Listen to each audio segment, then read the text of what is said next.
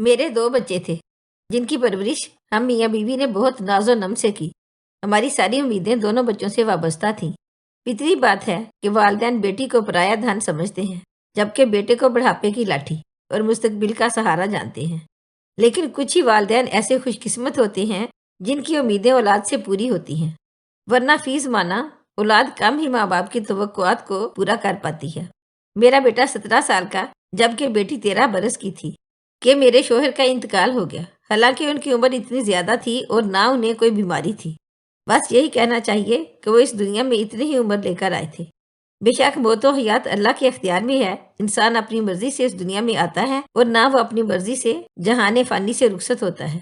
بہرحال میرے ہنستے بستے گھر کو کسی کی نظر لگ گئی کہ خوشیوں کے چمن میں خزاں چھا گئی اور میرے بچے باپ کی شفقت سے محروم ہو گئے۔ مجھ پر اولاد کی ذمہ داری کا بوجھ مزید بڑھ گیا۔ بہت پریشان رہتی تھی کہ اکیلی بغیر جیون ساتھی کے انہیں کیوں کر پروان چڑھا پاؤں گی، مگر وہ جو کہتے ہیں کہ جس کا کوئی نہ ہو اس کا اللہ ہوتا ہے۔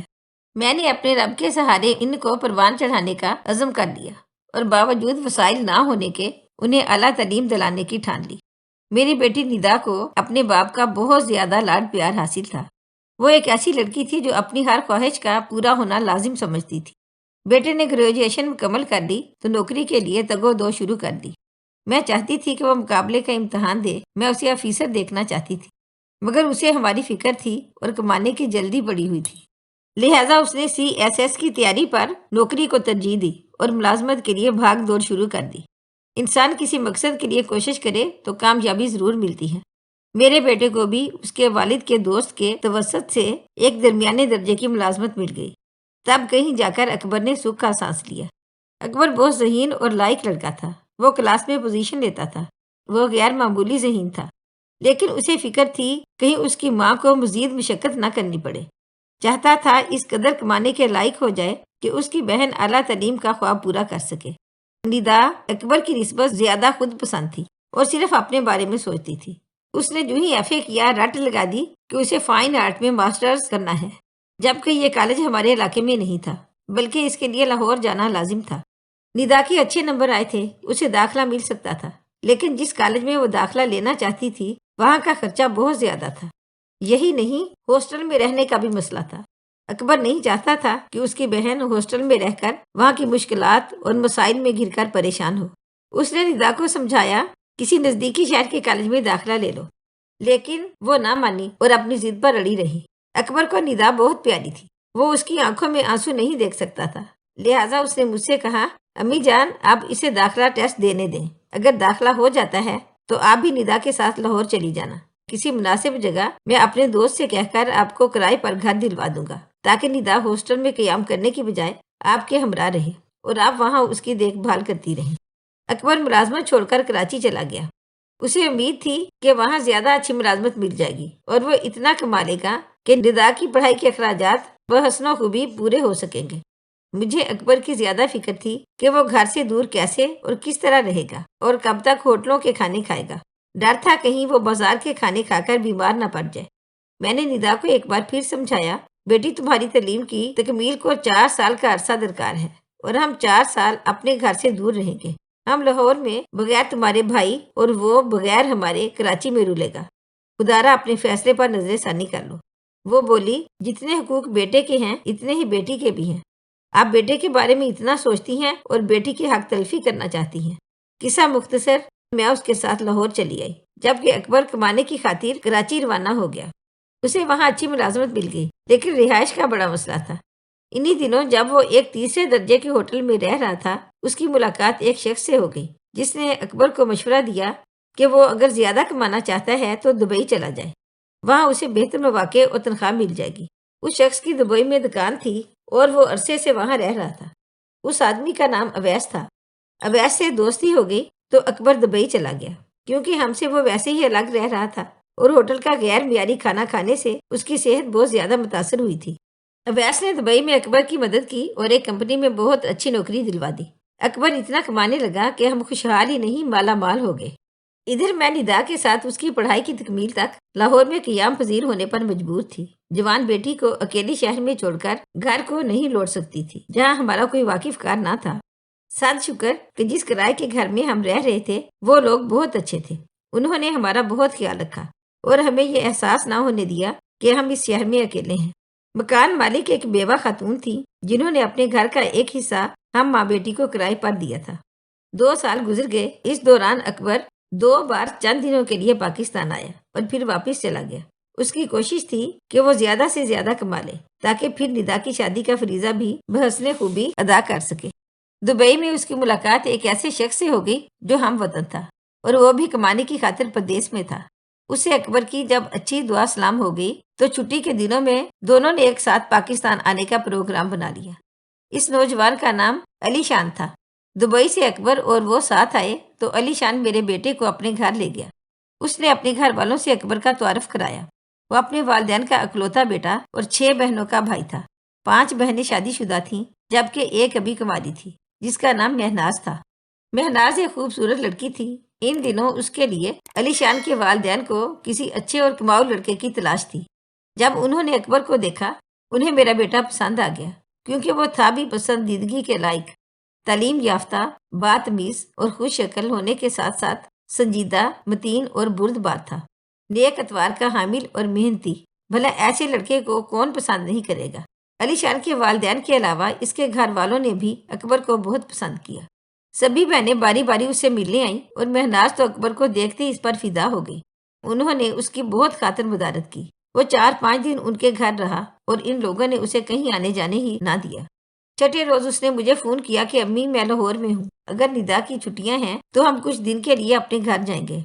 निदा को एक साथ 10 छुट्टियां मिली थी क्योंकि पर्चे खत्म हो गए थे। मैंने बताया, बेटा हम जा सकते हैं, बहुत दिन हो गए हैं, अपने इलाकाई घर नहीं गए, तुम्हारे साथ जाएंगे तो और भला लगेगा। यूं हम तीनों लाहौर से एक साथ आ गए। एक दिन बातों बातों में मैंने अकबर से उसकी शादी का जिक्र छेड़ा। मैं उसकी शादी अपनी नंद की बेटी हया के साथ करना चाहती थी क्योंकि ये बच्ची अपनी पैदाइश के दिन से मेरी नजरों के सामने पली बड़ी थी। वो वाकई बाहया और बातमीज थी, बहुत अच्छी आदात और खसाइल की मालिक थी। जब मैंने हया का नाम लिया तो अकबर ने कहा, माँ मैं शादी खानदान में नहीं करूंगा। लेकिन क्यों, जबकि तुम्हारे वालिद मरहूम की ये ख्वाहिश थी कि उनकी भांजी से तुम्हारी शादी करेंगे, फिर हया में कोई कमी भी नहीं है। अम्मी दरअसल मैंने एक लड़की पसंद कर ली है, वो मेरे दोस्त की बहन है। अली शान दुबई में मेरे साथ काम करता है। मैं उसी के हमरा पाकिस्तान आया हूँ और 5 रोज उनके घर पर कियाम भी किया है। बहुत अच्छे लोग हैं। आप पप्पो को किसी झूठी उम्मीद में ना रखना, मैं उनकी बेटी से शादी नहीं करूंगा। बेटे का जवाब सुनकर मुझे दिली सदमा हुआ, लेकिन क्या कर सकती थी। अकबर मेरा इकलौता बेटा था जिसने हमेशा मेरा ख्याल किया था। अब अगर उसकी खुशी का ख्याल ना करती तो यकीनन वो मुझसे बदजन हो जाता। मैंने कहा, ठीक है, मुझे उन लोगों से मिलवा देना। अगर अच्छा घराना हुआ और लड़की भी नेक हुई तो मैं जरूर तुम्हारी खुशी पूरी कर दूंगी। वापस लाहौर आए तो अकबर मुझे और निदा को अली शान के घर ले गया। घर मुनासिब जगह ना था, इर्द गिर्द का इलाका भी कुछ अच्छा ना था। ताहम मैंने इस बात को नजरअंदाज कर दिया कि इलाके से क्या होता है। असल बात यह है कि मकीन अच्छे होने चाहिए। जो ही हम घर में दाखिल हुए मैं और निदा एक दूसरे की सूरत तकने लगे। इस कदर बिखरा हुआ घर, हर चीज बेठिकाना, मेज पर हाथ रखा तो चिपचिपाती हुई। गर्ज के रहन सहन ऐसा जैसे यहाँ अनपढ़ लोग रहते हैं। मगर अली शान की बहनें बहुत हंसमुख और वालेहाना अंदाज से मिली। माँ मौजूद ना थी। उनका पूछा, लड़कियों ने बताया कि पड़ोस में गई हैं।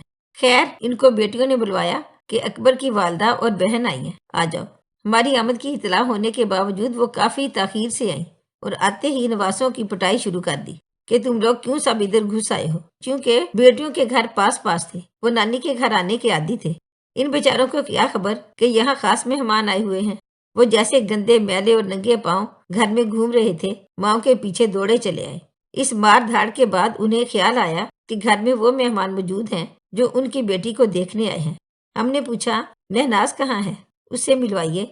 एक बहन दूसरे कमरे से उसे बुला लाई। लड़की वाकई खुश शक्ल थी, लेकिन अंदाजा ना हो सका कि मजाजन कैसी है, क्योंकि वो हमारे सामने खामोश बैठी रही। मेरी हर बात का जवाब हूँ हाँ में दिया। लड़की देख कर लौटे तो अकबर ने पूछा, अम्मा कैसे लोग लगे, लड़की पसंद आई? बेटे लड़की तो लड़की होती है, अपनी हो के पराई, उस पर क्या नाम धरूं। मैं खुद बेटी वाली हूँ, मगर घराना मुझे बिल्कुल पसंद नहीं आया। निदा ने भी कहा, भाईजान अगर आपने यहाँ शादी की तो बहुत बड़ी गलती करेंगे। आप शादी हयाबाजी से ही करें, उम्र भर सुखी रहेंगे, आप भी और हम भी। اکبر کو برا لگا کہ ان کے دماغ میں ابھی تک وہی بات گھسی ہوئی ہے، اس لیے مہناز کے گھر والے انہیں نہیں بھائے۔ خیر میں نے یہ کہہ کر بات ٹال دی کہ ابھی ہم 2 سال مزید لاہور میں ہیں، میں لوگوں کے یہاں آتی جاتی رہوں گی، 2 4 بار آنے جانے کے بعد ہی رشتے کے لیے ہاں کہی جاتی ہے، یہ عمر بھر کا فیصلہ ہوتا ہے، ایک دفعہ ایک ملاقات پر رشتہ طے نہیں کر لیا جاتا۔ اکبر واپس دبئی چلا گیا، لیکن اس کا علی شان کی بہنوں سے فون پر رابطہ رہنے لگا۔ مہناز بھی اکبر سے خوب بات کرتی، جس کا مجھے علم نہ تھا۔ اپنے طور پر میں 2 4 بار ان کے گھر گئی، مگر ہر دفعہ ہی ایک نئی مایوسی کے ساتھ لوٹی۔ ایک بار قدم رکھا تو بہنوں میں ایسی لڑائی تو تکار ہو رہی تھی کہ توبہ ہی بھلی، وہ اس قدر آپس میں الجھی ہوئی تھی کہ میرے آنے کا بھی نوٹس نہیں دیا۔ بالآخر علی شان کی بیوی آگے بڑھی اور مجھے اپنے کمرے میں لے جا کر بٹھایا۔ میں نے سوال کیا، یہ کیوں لڑ رہی ہیں؟ یوں ہی خالہ جی، بس چھوٹی چھوٹی باتوں پر لڑتی رہتی ہیں، پھر ایک ہو جاتی ہیں، یہ ان کی عادت ہے، آپ مائنڈ نہ کریں۔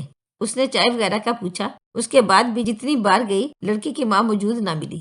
معلوم ہوا کہ خاتون کو اڑوس پڑوس میں گھومنے کی عادت ہے، روز ہی کہیں نہ کہیں نکل جاتی ہیں۔ باپ دبو سا تھا جسے ماں اور بیٹیوں نے خوب دبا کر رکھا ہوا تھا، اس کی مجال نہ تھی کہ بیوی اور بیٹیوں کے سامنے چوں بھی کرے۔ ایک روز میں پڑوس میں چلی گئی کہ دیکھوں ارد گرد کیسے لوگ رہتے ہیں۔ پڑوسن غریب مگر شریف عورت، اس کا میاں رکشہ چلاتا تھا۔ اس نے بتایا کہ یہ گھرانہ چوں چوں کا مربع ہے، آپ کہاں رشتہ کرنے چلی ہیں؟ اچھی طرح سوچ سمجھ لیجیے، ان کی ہر لڑکی 2 2 بار طلاق لے چکی ہے اور کسی کی تیسرے شوہر سے بھی نہیں بنتی۔ بس عجیب تماشا لگا رہتا ہے ان کے یہاں۔ میں نے پوچھا، آخر سب کی طلاق ہو جاتی ہے، وجہ کیا ہے؟ بولی، ایک مثال سن لیں، ایک کو شوہر نے تکا نہ کھلایا، اس سے طلاق لے لی۔ ایک نے اس بنا پر طلاق لے لی کہ شوہر کی نوکری چھوٹ گئی تھی، پہلے دن اچھے تھے پھر برے دن آ گئے تو کسی پیسے والے سے دوستی گانٹ کر شادی کر لی اور پہلے والے سے کھلا لے لی۔ بس سبھی کا اسی طرح بیڑا غرق ہے۔ میں حیرت سے یہ سب سن رہی تھی۔ وہ بولی، پڑوس کا گلہ کرنا بری بات ہے، مگر آپ شریف گھرانے کی لگتی ہیں تو آگاہی دینا اپنا فرض سمجھا ہے، آگے آپ کی مرضی۔ محلے میں ان کے بارے میں کسی اور سے بھی پوچھ گچھ کر لیجیے۔ میں نے ندا کو بتایا، وہ بھی پریشان ہوگی۔ اس نے کہا، اکبر بھائی میری کوئی بات نہیں ٹالتے، میں سمجھاؤں گی، امید ہے مان جائیں گے۔ بے شک حیا سے شادی نہ کریں، کسی اور اچھے گھرانے میں کر لیں، مگر یہاں نہ کریں۔ امی، ان لوگوں کے تو رنگ ڈھنگ ہی نرالے ہیں۔ ندا کے سمجھانے کے باوجود اکبر نہ سمجھا، اس کی عقل پر جیسے پتھر پڑ گئے تھے۔ کہنے لگا کہ تم اور امی متعصب ہو گئی ہو، کیونکہ تم لوگوں کو حیا پسند ہے، وہی تمہارے دل و دماغ میں بسی ہوئی ہے، لیکن میں شادی مہناز سے ہی کروں گا۔ تم لوگ میری خوشی میں شامل نہیں ہوتے تو نہ صحیح، میں اکیلی ان کے گھر جا کر نکاح کر لوں گا۔ ندا کا وہ اکلوتا بھائی تھا اور بھائی کی شادی کی اسے سب سے زیادہ خوشی ہونی تھی۔ چاند سی بھابھی کے وہ دل سے تمنائیں تھی، مگر ایسی چاند سی بھابھی نہ چاہتی تھی کہ جس میں داغ لگا ہو۔ جب ایسی باتیں سنی تو وہ خوب روئی۔ میں نے سمجھایا کہ بیٹی، شادی اکبر نے کرنی ہے اور اسی نے نباہ کرنا ہے، ہم اس کی خوشی پوری نہیں کریں گے تو اگر اس نے کورٹ میرج کر لی ہم کیا کر سکتے ہیں؟ تم اب یہ بات قسمت پر چھوڑ دو، اللہ نے چاہا تو بہتر ہو جائے گا۔ اکبر کو اس فیملی نے اس طرح گھیرا کہ اس نے مہناز سے شادی کر کے ہی دم لیا، ہماری ایک نہ سنی۔ میں بارات لے کر گئی اور عزت سے بہو کو بیاہ کر گھر لے آئی۔ کیا کرتی؟ بارات میں جتنے رشتے دار گئے تھے سبھی نے کہا، آپ نے آخری ان لوگوں میں کیا دیکھا، لڑکی بھی چوتھی پاس ہے، چلو تعلیم یافتہ ہوتی پھر بھی کوئی بات تھی، بس نصیب کی بات ہے، میں اور کیا جواب دیتی۔ شروع دن سے ہی مہناز نے اپنے انداز دکھانا شروع کر دیے۔ صبح 11 12 بجے تک سوتے رہنا، گھر کے کسی کام کو ہاتھ نہ لگانا اور اکبر سے جھوٹی سچی لگانا، بلکہ چگلیاں کرنا، گھر آئے کو سلام تک نہ کرنا۔